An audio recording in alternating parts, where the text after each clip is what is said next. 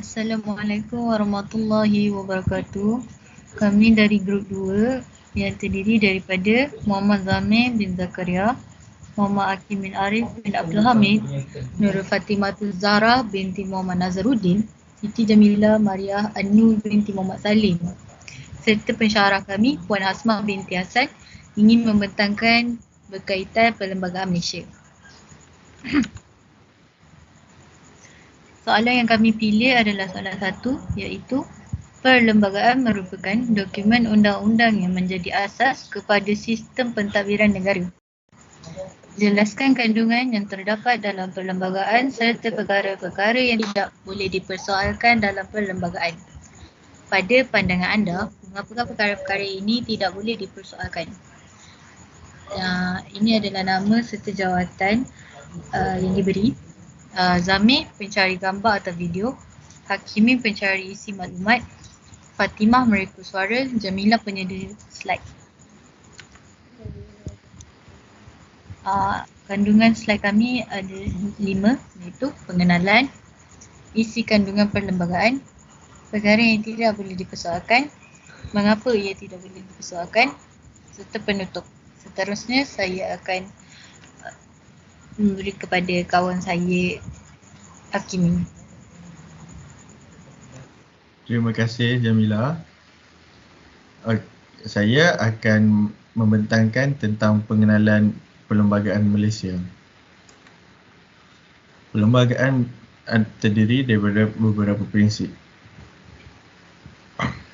Perlembagaan merupakan prinsip-prinsip asas yang menentukan cara sesebuah negeri itu diasaskan dan diperintah seperti yang termaktub dalam undang-undang, adat atau peraturan yang lazim. Perlembagaan berfungsi sebagai dokumen rasmi negara yang menjadi garis panduan sistem pemerintahan demokrasi berparlimen. Seterusnya, perlembagaan mengandungi peraturan-peraturan dan prinsip yang menjadi panduan kepada kerajaan untuk mentadbir negara. Perlembagaan juga menjamin kerajaan untuk menunaikan tanggungjawab kepada rakyat. Perlembagaan Malaysia dibahagikan kepada 15 bahagian dan 13 jadual, iaitu bahagian pertama, negeri-negeri, agama dan undang-undang persekutuan. Bahagian 2, kebebasan asasi. Bahagian 3, kewarganegaraan. Bahagian 4, persekutuan. Bahagian 5, negeri-negeri. Bahagian 6, perhubungan antara persekutuan dan negeri-negeri. Bahagian 7, peruntukan kewangan. Bahagian 8, pilihan raya. Bahagian 9, kehakiman. Bahagian 10, perkhidmatan awam. Bahagian 11, kuasa-kuasa khas menentang kuasa subversif dan darurat. Bahagian 12, am dan pelbagai. Bahagian 12A, perlindungan tambahan bagi negeri Sabah dan Sarawak. Bahagian 13, peruntukan sementara. Bahagian 14, pengecualian bagi kedaulatan raja-raja dan sebagainya. Bahagian 15, prosiding terhadap Yang di-Pertuan Agong dan Raja-Raja. Seterusnya, saya akan memberikan laluan kepada Zamir untuk menentangkan tentang slide selanjutnya. Okey, terima kasih Hakimin. Okey, seterusnya saya akan membentangkan isi kandungan perlembagaan. Kandungan terdapat 3 kandungan dalam perlembagaan, iaitu yang pertama senarai persekutuan, yang kedua senarai negeri dan yang terakhir sekali ialah senarai bersama. Yang pertama senarai persekutuan, iaitu meliputi hal ehwal luar dan dalam negara.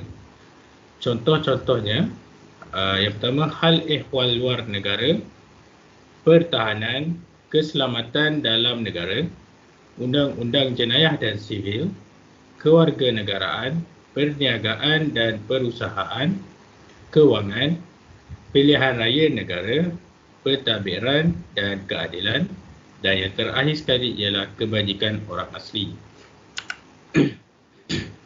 Seterusnya ialah senarai negeri. Senarai negeri meliputi perkara-perkara yang diserahkan kepada negeri. Contohnya, yang pertama ialah hukum syarak, undang-undang negeri, undang-undang diri dan keluarga orang Islam, hari kelepasan negeri, jentera kerajaan negeri, pertanian dan perhutanan, perkhidmatan kerajaan tempatan, kerja-kerja negeri dan bekalan air, undang-undang dalam senarai negeri, ganti rugi di bawah undang-undang, penyu dan penangkapan ikan di sungai, dan yang terakhir sekali tanah di dalam negeri. Seterusnya kita akan pergi kepada senarai bersama. Senarai bersama meliputi perkara yang membolehkan Badan Perundangan Negeri membuat undang-undang selagi tidak bercanggah dengan undang-undang persekutuan. Contohnya, kebajikan sosial, beasiswa, taman negara, perancangan bandar dan wilayah, penjagaan haiwan, kesihatan dan kebersihan, parit dan tali air, hiburan awam, perlindungan kanak-kanak, dan yang terakhir sekali ialah pemulihan lombong. Seterusnya saya akan memberi laluan kepada sahabat saya Fatimah untuk menyambung pembentangan ini. Seterusnya saya akan membentangkan beberapa perkara yang tidak boleh dalam perlembagaan. Antara perkara-perkara yang tidak boleh dipersoalkan iaitu yang pertama, pemerintahan beraja. Yang kedua, hak istimewa orang Melayu dan juga Bumi Putra. Seterusnya, yang sekali ialah bahasa Melayu.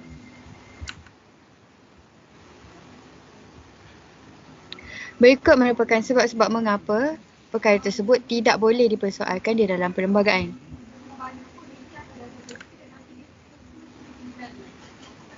Yang pertama ialah untuk tujuan menghormati ketuhanan Melayu, seterusnya bagi memelihara martabat Raja-Raja Melayu dan menjaga keharmonian kaum.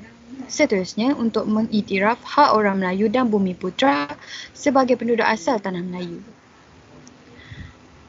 Seterusnya untuk mengelakkan perkara sensitif dibincangkan kepada umum dan yang terakhir sekali untuk menjamin hak asasi penduduk.